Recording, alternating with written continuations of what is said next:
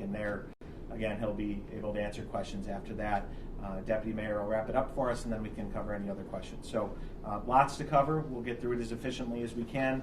But again, want to start, as we always do, with just a quick update on COVID. So as we've gone through the winter, we look to the CDC's risk level rating, which has been consistently at medium throughout the winter. It does continue to be an issue throughout the community. So we just want to remind the community to do what we all know is best right now. If you're at high risk, please do wear a high quality mask or a respirator.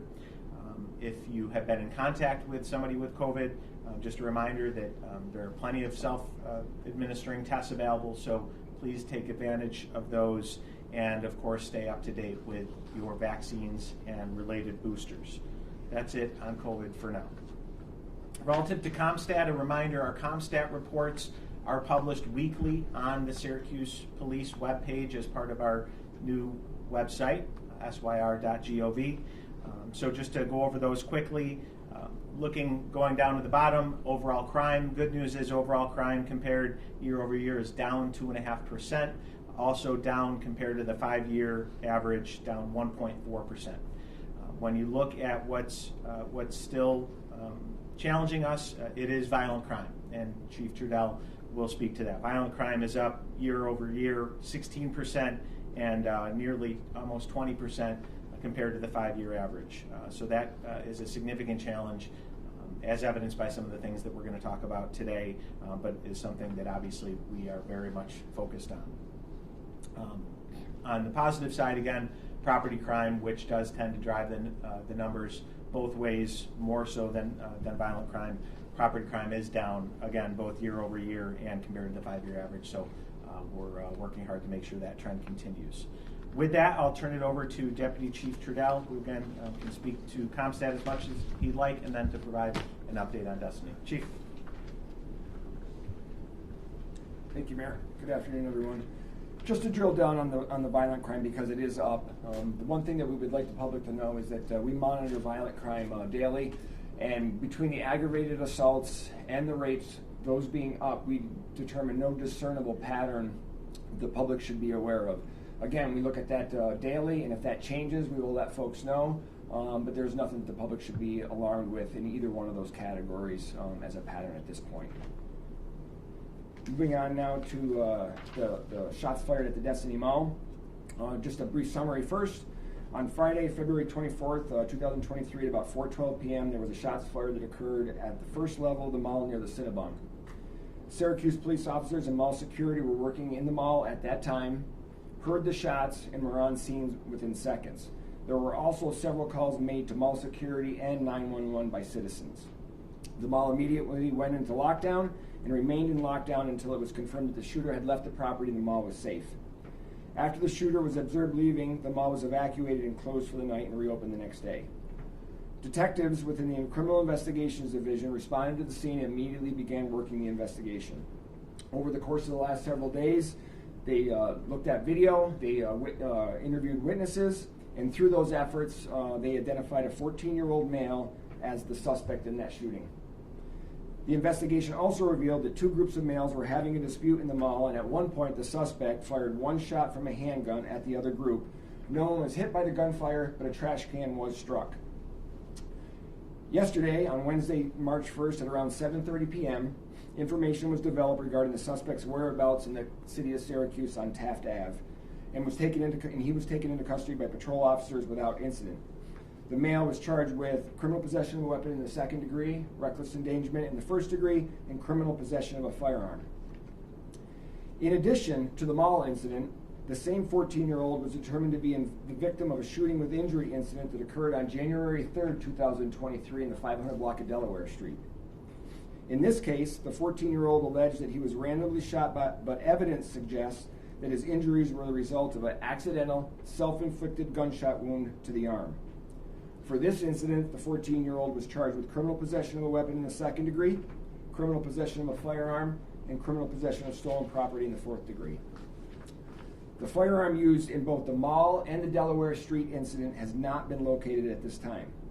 Last night, the 14-year-old suspect was arraigned by a judge and remanded to Hillbrook on the charges stemming from both of these incidents. That's what I have for a summary. I'm happy to take any questions that you might have. So was the weapon stolen? Is that the stolen property charge? There was, yes, that's exactly right. And it's the same weapon, you believe? I'm not sure. Okay. And it's not been recovered, the weapon? The weapon from the mall has not been recovered. It sounded like you knew sort of the groups involved, so you were able to make sure that they left, but you didn't know exactly who the shooter was. Is that correct, sir? It took some additional video analyzing to determine exactly who the shooter was. We were able to tell that the two groups had left the mall that evening, though. And there was no discernible person targeted, so this isn't a robbery charge, this isn't a attempted murder charge? No. He's very young, and you just described a previous incident in January. So you're not unfamiliar with this individual. No, we are familiar, obviously, with these two incidents, and he also has an arrest history that includes property crime, particularly stolen vehicles. We're also aware of him posting with firearms on social media. And as with this case and other cases where we know that firearms are in the possession of juveniles, we have certain protocols that we take. All right, so we use our SERP officers to first notify the family, and we go to the home and we speak with the parents to notify them. We also notify the school to make sure that the school is aware that this juvenile potentially has a firearm. From there, we potentially notify probation if they're on probation, child protective. There's a series of things that we do with juveniles when we know they have firearms. In this particular case, we were aware of this juvenile posing with firearms as well. Is he a Syracuse City Schools student? Yes. Were there two separate physical arrests, Chief, or was the second, the arrest from the Delaware case made at the time of the Destiny arrest? So when we located him last night, we arrested him for both incidents. So it was witness statements and surveillance video gathered when we talked to Chief Cecil, not even an hour after the evacuation and shelter in place and all of that, he seemed to have a pretty good idea. We have good footage of this. We may even be releasing a still image to try to help. Do you have any idea where he could have been this whole time? I mean, why it took this long, or was there a strategy to that? There's certainly a strategy. I mean, it took more video analysis to determine who the shooter was. And then from there, it's an identification process that has to take place. So we have a picture of this individual, but now we have to identify who that is. And that's what the course of the investigation came to the realization who it was. What's the conversation with the mall going like? Obviously, that's something that everybody was saying needed to happen more. The chief said the security plan worked, but is there a curfew that should have been in place here? Was he unattended when he should not have been unattended in the mall? So I know for a fact that Chief Cecil has spoken with the owners of the mall. There is a curfew in place for anybody under the age of 18, and we ask the public to help us conform with that. That's an important rule that the mall has. But we are in constant conversations, even before this incident, with the mall on ways to improve security and to enhance what we're doing there. Can you describe how close the bullet came to any humans? I am not aware of that information. No. Are you adding more officers to Destiny Detail? What's the police doing now? Right now, our footprint's going to remain the same. We have 2 officers Sunday through Thursday that work at the mall, and on Fridays and Saturdays we have 6. Can we go 2 more questions and then change topics? Do you know that what the dispute was over? We do not know that at this point. So the 14-year-old he wasn't with his mom or dad at that time? No. And sadly, a 14-year-old, we're hearing this again and again and again and again. Where are we going here with this, with these youth and the guns? So we are having conversations at the highest level of government regarding juvenile crime. It is something that is definitely plaguing our city. We are taking steps with the family court system, the county attorneys, probation, all in an effort to improve our response. There are legislative requirements within the family court that we can't change. So we're operating within the parameters that we have, and we're trying to do the best we can. Is there a problem with unattended younger people at the mall that SPD can see? Is that a frequent issue that you're I think it's an combating? issue that comes up pretty regularly. Whenever we have an incident like this, there are things that can be done and have been done in the past with regards to juveniles at the mall. Thanks, Chief. Yep. Again, I want to thank Deputy Chief Trudell for the briefing, and as he said, we know that our challenges with the juvenile justice system continue to contribute to what we're seeing happen on the streets. Yesterday we had a meeting of the Syracuse Onondaga Gun Violence Coalition. We had representatives from city, county, various levels of state and federal law enforcement, as well as the district attorney's office. We spent quite a bit of time talking about that. Again, identifying opportunities where we can do more within the existing system, but also looking for opportunities to advocate for changes that can ensure that we're holding these young people accountable, because that is clearly a challenge, as evidenced by this 14-year-old's prior record. So next up, we are going to go to Chief Monds. So yesterday we had a very troubling incident up at Brighton Towers. I just want to manage everyone's expectations here. The investigation into the incident at Brighton Towers is active and ongoing. We don't yet have all of the information that we would like to have, and trust me, I'm as anxious as anyone to get that information. But Chief Monds is going to provide an update, provide you with what additional information we have, and again, we're committed to continuing to keep you all informed and up to date as that new information becomes available. So with that, Chief Monds, come on up. Thank you, Mayor Walsh. Like the mayor said yesterday, we gave a pretty detailed update of the incident as it was going on. Today I'm going to give you an update on some topics that have been posed to us by the media. I'll start off with the first one. We're being asked how long until the substance presumed to be attributed to the death is going to take to be tested. So our Syracuse Fire Department hazmat team has confirmed this morning that the substance fentanyl was found on the scene. The confirmation comes from the New York State Police team that was tasked with cleanup after our hazardous materials operation. During the course of their operation, they identified a powder on one of the victims that was confirmed to be fentanyl. At this time, we don't have any other information or confirmation of any other substances. The state has definitely confirmed the fentanyl. There are toxicology reports that are going to be made on the two deceased. Those take up to a month, and so around that time we possibly could have information once those tests are done. The second point of information, questions were being posed regarding our plan. We are always ready to respond to an incident like this. We train every day for these, and our training attributes right to our plan. Yesterday was a very complex situation. We utilized a unified command system that was put in place to manage this incident yesterday. This was a very complex incident. It started off as a medical call. It ended up turning into a law enforcement situation, as well as a hazardous materials situation.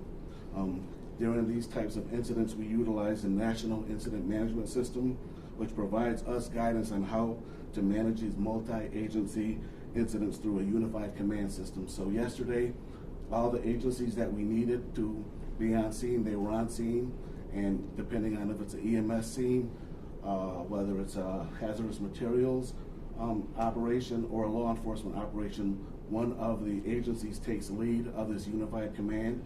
We put together an incident action plan with the intention of investigating what's going on, mitigating the hazard, and then if there's any decon that's needed afterwards, that's all a part of our plan. Yesterday there were two people that did pass away. One was a 55-year-old male, the other was a 24-year-old male. There was a third person in the apartment that was transported to the hospital. That person was discharged yesterday. Our four first responders, 3 Syracuse police officers and 1 firefighter, they were transported to the hospital. They were also discharged and they're in good health today. The next thing I'll get into is, our hazardous materials team. We had a few questions posed on, how prepared are we for the next incident? So many of you may not know, but our hazardous materials team is a Type 1 team, which is the highest designation. They have extensive training and specialized equipment to deal with these types of calls. They are the regional hazmat team, not only for the city, they're the county-wide hazmat team, and they're the first responders for hazardous materials incidents in Oswego and Madison County. So that's what I'll get into today, and we're going to answer any questions if you have any at this time. This might be too far down the road, but there were concerns about injuries to people at the hospital. So not at the scene, but contamination possibly in the hospital. Do you have any idea how fentanyl or any other drugs at the scene could have been still contaminated enough to cause injuries in the hospital? I think when we first responded and we found the two deceased, it started off like a medical call, like I said.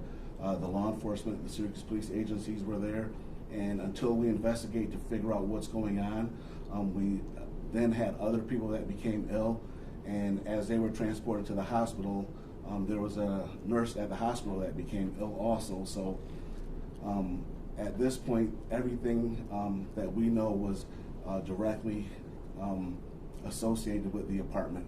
There was no need to be worried about this substance being outside of the apartment, getting anybody on the floor sick or ill or anything at the hospital. This was a direct correlation to the apartment that we were called to investigate. So possibly powder on the person and on the first responders and then... That's still under investigation at this time.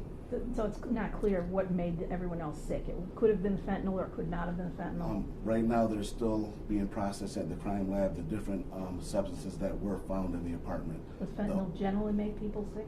Certainly, the signs and symptoms of the illnesses that we came across yesterday were direct signs of fentanyl exposure. No other substances have been confirmed by any agency at this point, not to my knowledge. What is the relationship between those three people that were in the apartment? Did all of them live there? Did some of them live there? We don't have that information at this time. We just have their age and their demographics. Didn't the county executive say yesterday that the symptoms weren't of fentanyl, that it wasn't respiratory, therefore Narcan wasn't used? It sounds like you're saying the opposite today. What I'm saying today is when we got to the scene, we treated the one patient that was still alive. The other two patients were deceased. That patient had an altered mental status. We transported that patient to St. Joe's. As the police were conducting their criminal investigation, they became ill. At that point, they did not have any respiratory problems. They had other issues that were troubling them at that time. But to the county executive's point, today we're just saying only thing that's confirmed is fentanyl. There was a lot of suspicion and a lot of questions from the media about a lot of different things that were possible. That's what we're here to say this morning, is that we only have confirmed that it's fentanyl. Could it still be xylazine? Because that was the county executive who invoked that idea yesterday. That's still under investigation at this time. Is there a way to let the public know? I know the ER was shut down for a time. Is there like a push alert or something we can do? Yesterday, once the first responders were transported with other people from the scene, once the emergency room nurse became ill, that's when we were trying to investigate to make sure that this wasn't a more widespread situation. As soon as our hazardous materials teams made it up to the floor, we confirmed this was just isolated to this apartment, and after that, the emergency room did open back up. Is it possible that any of the symptoms for the first responders were psychosomatic in any way, just because of, the idea is drilled into so many people that exposure because of responding to these dangerous incidents, you don't always know what you're getting into. Is there a possibility of that here? These firefighters and police officers, they're well trained. The operation yesterday was textbook. If one of our first responders who has hundreds of hours of training a year says they're having these certain symptoms, I don't believe that to be the case of what you said. We believe that they are having an illness based on their training. Have Chief, when you Syracuse... think about hazmat response, it's like fuel oil spills, at least in my mind. Yes. Acid, things like that. Does drugs like fentanyl change the way that hazmat response is being done? Certainly we train for all these different types of situations. When it's an unknown substance like it was yesterday, we prepare to operate for the worst case scenario, and that's what we did yesterday. Have Why did the Syracuse neighbor call 911 fire? yesterday? Can you repeat your question? I said, why did the neighbor call 911 yesterday? That's unclear. That's still a part of the criminal or law enforcement investigation. Do you know how long the people in the building or in the apartment were dead? That also still under investigation. Have you had firefighters before have symptoms from fentanyl poisoning in other cases? Certainly it's a concern with the amount of opioids that are in the community. We rely on our PPE, our personal protective equipment, to help protect us with these things. But certainly there are other exposures, other exposure methods that we're always concerned about. Was there any sign of a combustion event or an actual fire event? Not at this time. We heard that over the scanner, Manoa Fire Department was sent to help because there was like an overwhelming situation. Was that true? I'm not specifically sure if Manoa went, but like I was saying earlier, it was a unified command. These types of situations take resources from all over our county, and we have a mutual aid plan that was executed yesterday. So we had different agencies, different entities coming to help mitigate this hazard yesterday from all over. Chief, two things. If we could maybe take a couple more questions, and if you could project a little louder, we're getting some feedback from those listening online that they're not able to hear you. Okay. A couple more questions. Do you know if law enforcement has been able to talk to the individual who was taken for altered mental state? I do not have that information at this time. If xylazine is found and is confirmed down the road here as tests continue, the fact that the county executive did bring up yesterday the non-responsive portion, to Narcan, is that a concern for you? Is that a training thing that will have to be, Certainly, added? any information that we get, we have a great relationship with the Sheriff's Department, the county. We'll gather all that information. We'll be ready to respond for that. And any public notifications out to the public, we'll go through the mayor's office and the county executive office to make sure if there's any public hazard, everybody will be made known. But we will make sure our first responders are trained to prepare to respond to those types of situations. Mayor, I have a question about xylazine. The county executive, I believe, said there were 40 overdose cases in a single weekend, many in the city of Syracuse. No one heard about that until yesterday's possibility of xylazine. Mm-hmm. We've been alerted to drug overdoses in smaller numbers over long time spans than that.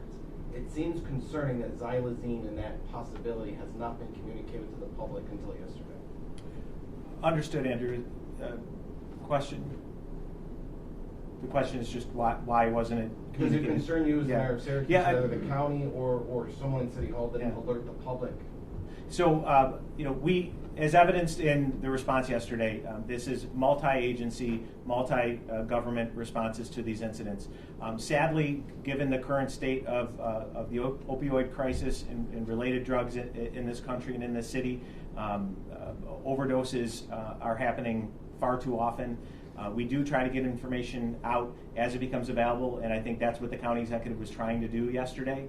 Again, we have to work very closely with the healthcare community, with the health department, but certainly your point is well taken. If and when there are threats to the community, we want to get those out as quickly as possible, and we'll continue to try to do that. Mayor, I spoke with a resident at Brighton Towers, and she was concerned obviously about this incident, but she also brought up the point that she's also concerned about the growing drug activity there, and the fact that people from Skyline are being moved to Brighton Towers. So she's concerned about the safety and just the impact of what that could bring. Just any thoughts, or have you heard that? Yeah, I was up at Brighton Towers yesterday. I spoke with a number of residents. I heard some of those concerns. I can't speak to whether or not there were any actual tenants from Skyline or any other property that were relocated there. But I think what we're seeing, whether it's in our large apartment complexes or our public spaces, these are microcosms of the challenges that we're up against in this community.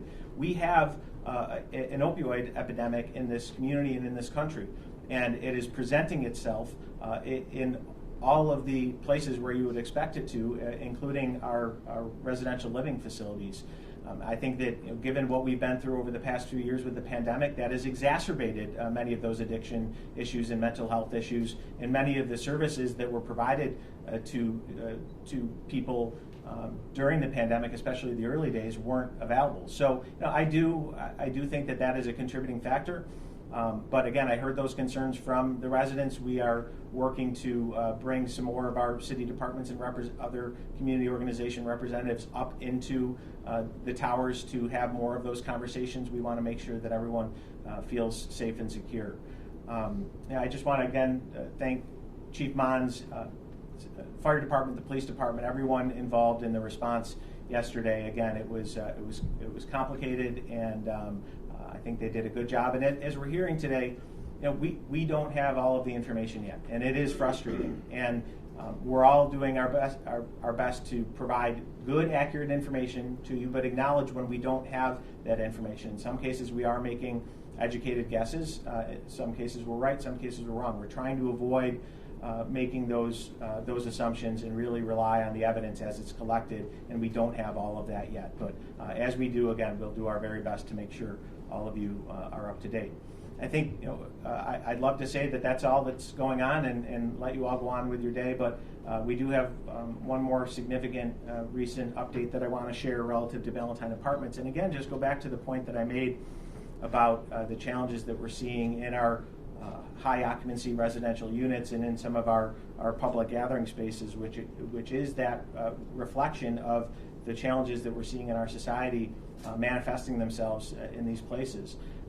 Ballantyne Garden Apartments has been a property that has been on our radar. We have had code enforcement at regularly, as well as the police department, but we did just this week take another strong action regarding that specific facility. So late Tuesday afternoon, we issued an unfit declaration for the common areas at Ballantyne Garden Apartments, which are on the south side, North Valley. For those that aren't familiar, it's a 4-building complex making up 138 units.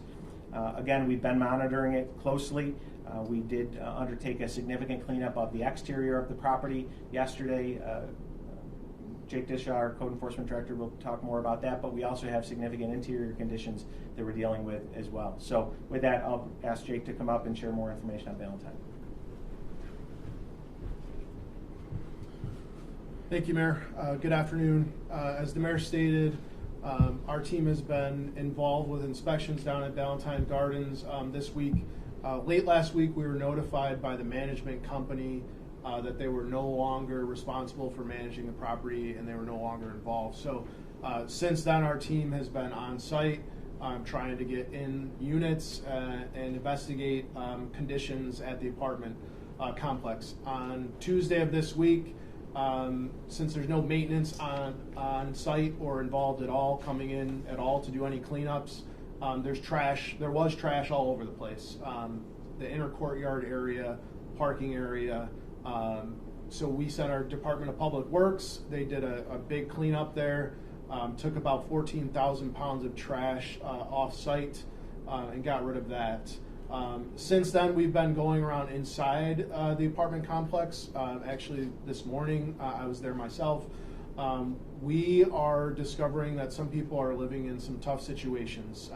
So we're doing everything we can to support them, put them in quality housing and support them if they shouldn't be living there.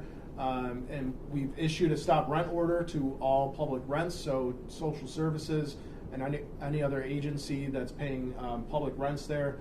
All that's been halted, and an unfit declaration has been designated on the entire property based on the exterior conditions and the common area conditions. So this is very similar to the actions we took at the Skyline apartment.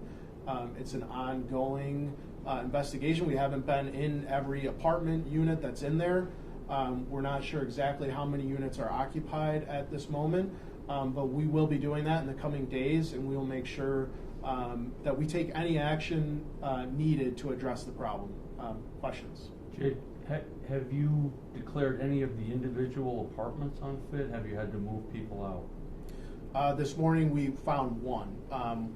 So as stated, we'll continue to go through the unit and see if there's others, but at this time only one additional unit was found since that unfit declaration. There were complaints in December from people who didn't have heat at Ballantyne, and at the time you said you were working with the management and they seemed pretty cooperative, it's a new owner. What has changed? We don't know. The management is no longer involved that was working on behalf of the ownership. The local management.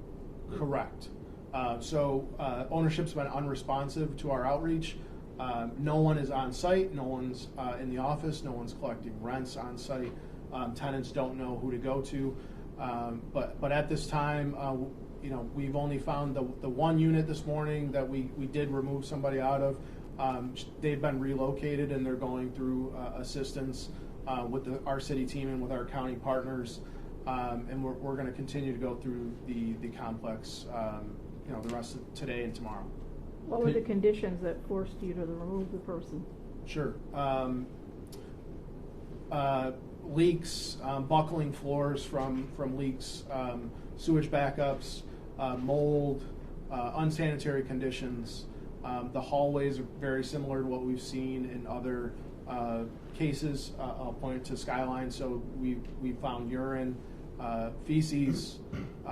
We have not found evidence of drug use. So that is not in the equation here. But trash, there's zero maintenance. So no one's taking trash out. So there's trash everywhere. Trash in the hallways, trash in the stairwells, trash outside the buildings. And that's part of why we did the big cleanup outside. And we'll continue to take action as needed to ensure the safety and well-being of the occupants that remain at Ballantyne Garden. What comes next? What's the next sort of recourse to try to get ownership to listen to these concerns? Well, of course, we want voluntary compliance, but if that does not happen, we will do everything that we need to do, to get that action, to get that response. So that includes everything that we've done with Green National. If we need to look into receivership, we will. If we need to take other steps like nuisance abatement or emergency repair, we'll do so. We will not tolerate landlords in this city, whether you own a one-family, a two-family, or a large apartment complex, to allow our constituents and our neighbors to live like this. No one deserves to live in an environment like that, and we won't tolerate it. So we will take any step necessary to address the problem. Is it disheartening to you we've seen you several times recently, specifically with Green National Properties, but now with another larger property that you're declaring unfit in some way for humans to live there? Is that hard to do? Are we just hearing about it more? You're on top of it? No, I think the mayor spoke to it a little bit. I think we're seeing some spillover from things, directly or indirectly related to the pandemic. But it's disheartening, but we have a duty to protect our citizens, and that's what we're going to do. So we will stay on it, and that includes looking into Brighton Towers, whether they're having security access issues, broken doors, stuff like that. We're going to stay on all of it. But it's disheartening that people have to live like this, and that they feel like they don't have anybody to turn to. But I'm here today to announce, with our team, and we will use state partners, county partners, and we will use every tool possible to ensure that we're holding ownership accountable for these code violations. And these are safety matters. These are life safety matters that impact quality of life. The receivership hearing still on for the 10th? The unfit declaration was related to the common areas and I think the sewage backup. But there are probably other citations. How many code violations are there at Ballantyne Garden? At this time, I don't have an accurate number, but it's probably around 50 to 70 is my best estimate. I'd have to look. And how long has the management company been gone? We were notified last Thursday afternoon. But it could have been longer? Or right around there. I mean, I guess maybe the day before, but we were notified the 17th. Does that management company give you any information as to why they were discontinued?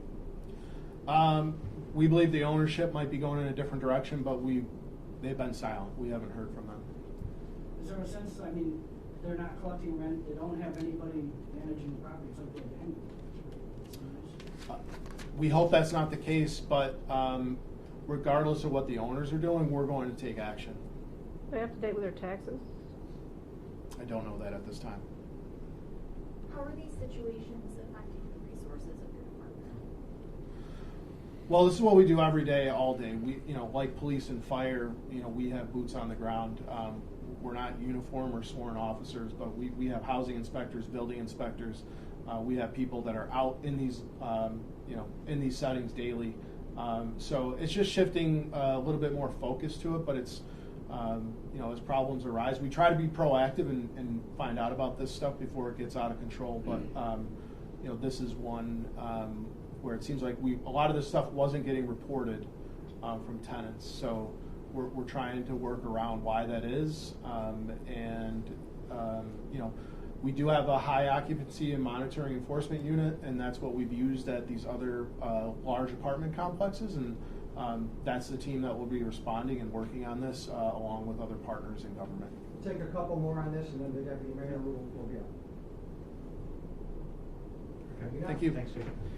And as I bring up the deputy mayor, I do think it's important to note that, as Jake said, we have been addressing the exterior conditions, but it really takes us being made aware of the interior conditions by tenants to address those as well. And in some cases we do have tenants in properties that will proactively call, but we understand that there are circumstances that lead tenants to not feel like they are in a position to call, whether it's because they're concerned about retaliation, maybe they don't believe that anything will change, but that is a critically important component of this dynamic. And we're literally knocking door to door right now to make sure that we have a good handle on the condition of each one of the units in this property. But on that note, I want to bring up the deputy mayor to talk a little bit more about that and how we can partner with our constituents to hold these slumlords accountable, but also about how, from a larger perspective, we need to continue to be collecting data to make sure that we're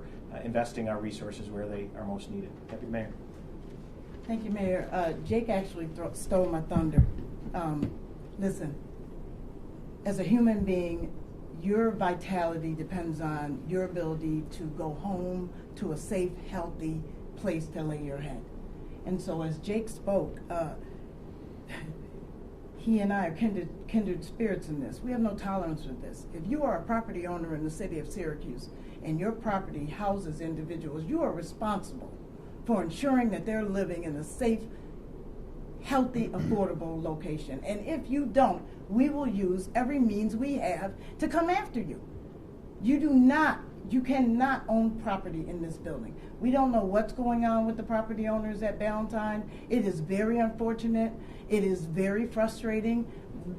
Just over a year ago, the owners took on the ownership and took on the management, and here we find ourselves today in a similar situation than what we were doing. And we will use every tool leading up to and including receivership if that is what we need to do. But the most important thing is for tenants and residents of the city to know, if you have an issue in your property, call code enforcement. 448-8695. 448-8695.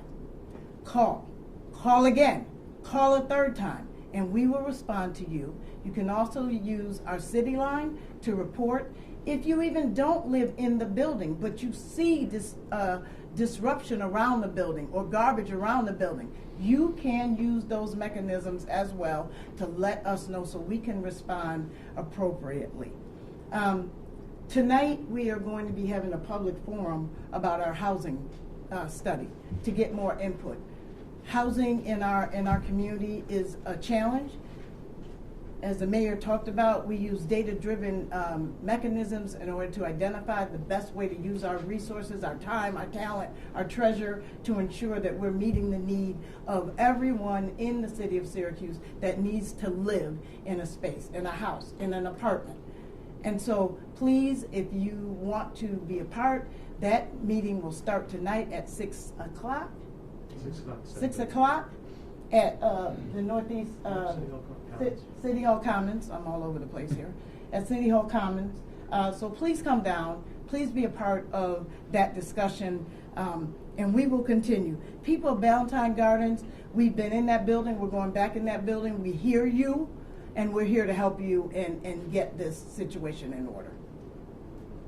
Thank you, Deputy Mayor.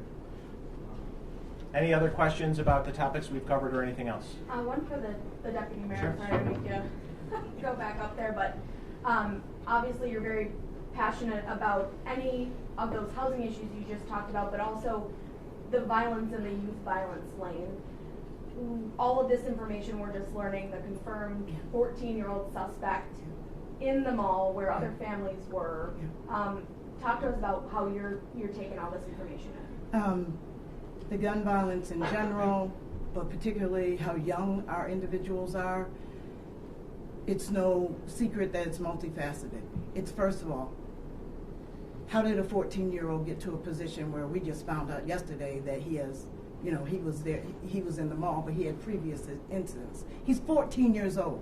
So what has led up in his life to get him to a position where either he sees that's his only way out, or he saw that that's the way he had to go. Also, how did he get that gun? So what led a 14-year-old to be in that position? How does he have control of that gun? And how can we as a community, first of all, send a message collectively that this is unacceptable to us. It is unacceptable for people to be shopping in the mall and have to run out. It is unacceptable that I don't feel like I can sit on my porch when the snow melts in Syracuse, in certain communities in our city, and feel like I have to be cautious about my children at my neighborhood park. It's unacceptable. And we collectively as a community need to understand and know we are going to have another buyback this year, very soon. The last one we had great numbers. The AG's office is very pleased when they come to Syracuse. But most of those folks came from outside of the city. I need people from the city to be engaged in our buybacks. And so we're working with Lateef Johnson-Kinsey. We're going to be working with some of our other stakeholders. Make no mistake, people don't want to go to St. Lucy's when there's every law enforcement entity in the building. So how can we create other spaces where people can bring guns and turn them in safely and they can be appropriately disposed of? This issue is collective. The question has been asked for Lateef, well, what are you going to do? Lateef can't get into the mind of a 14-year-old. But what we can do is to begin to, first of all, work with all of our entities. Again, I'm not going to get into the debate about gun control and who should have a gun, but we can have a discussion about illegal guns and illegal guns getting into our city from places that are not in New York State. How can we begin to stop the traffic, stop the demand of guns, begin to address any personal or family or community issues that are driving individuals to take that course of action. And then begin, and this is what we're going to do, begin to provide opportunities for people for counseling and those type of therapeutic environments for young people who don't have the skills. They have not developed conflict resolution. What Lateef has said repeatedly, our gun issues are not driven by gun territory or that type of thing. It is simple conflict. Deputy Chief said there was an argument in the mall and the resolution was firing a gun. That is what we have to address. He also, Deputy Chief Trudell also mentioned that it's on mall goers, shoppers to really help enforce when they see someone who might be too young to be walking around the mall alone, not profiling people, but also kind of the onus on people. But what about the onus on Destin USA, the owners of the mall? Mm-hmm. Should there be some more not, maybe not blame, but Mm-hmm. should there be some more accountability and more responsibility placed on them? Are they endangering the welfare of other children? We're talking about various strategies, whether we get more community violence intervention people who know community members that may be in there and probably should not be in there, talking about different flows of the number of officers potentially at different times during the year, whether it's the summer or school breaks. We're also looking at the building in itself. Do all the entrances need to be accessible? Some of them do, probably because of the vendors, but do all of them need to be accessible? And so it is a multifaceted approach. Going back to housing, I wanted to not so much a question, but just from feedback I've been hearing, whether it's Skyline, Valentine, Brighton Towers, I don't know if you want to call it a crisis. We see apartment buildings going up, but the people I'm hearing from, they can't move from Skyline because there's not a lot of places that they can afford. So if you want to live someplace nice and feel safe, but how, you know, they can't afford the market rates, I don't know if this is going to be addressed in the forums or just if City Hall had it. Absolutely. The ability for us to be able to meet housing needs, particularly where we as a city our space has been affordable housing. So building LIHTC buildings and building the density increase that'll happen in the new 15th Ward. The housing visions and home headquarters and Jubilee Homes and all of those affordable housing agencies are going to continue to build houses and can build. The issue that we run into is the amount of subsidy needed to make it affordable for those individuals to be able to afford them. So that is a dichotomy that we are always looking at. That is the very topic that's being discussed tonight. And our hopes is that this entity will be able to look at assess the situation holistically, but then give us examples of what has been done in other communities. Darian has a question, and maybe one more after that. I think Andrew has Andrew, Yeah. Andrew too. This is for Deputy Chief Trudell. I was wondering where the 14-year-old was arrested last night. On Taft Ave, 320 Taft Ave. I'm sorry? 320 Taft Ave. Okay, thank you. Deputy Mayor, I'm wondering, you know, that there was the 16-year-old accused of murdering Grexy. You have a 14-year-old firing a gun in Destiny, USA. I don't personally know, maybe you do, but maybe because of family court it's not very public, the family dynamics of these teenagers. What specifically can happen? What interventions are happening or can happen with the parents, maybe lack of parents, the grandparents, who's ever last known to be responsible for these kids? What interventions happen with those adults that perhaps could help improve this whole problem? So there's no cookie cutter approach. We can't have the presumption that they are delinquent parents or caregivers. We have a lot of grandparents just trying to raise their grandchildren. And so as many of us, I grew up, my teenagers are adults now, and they would go out and I would be in communication with them. Do I really know where they are and what they're doing? I want them to be open to me. I have said over and over again, community members, should we have a day in the city of Syracuse that I call Turning Over Your Mattress Day? That we began to search out these guns in our community.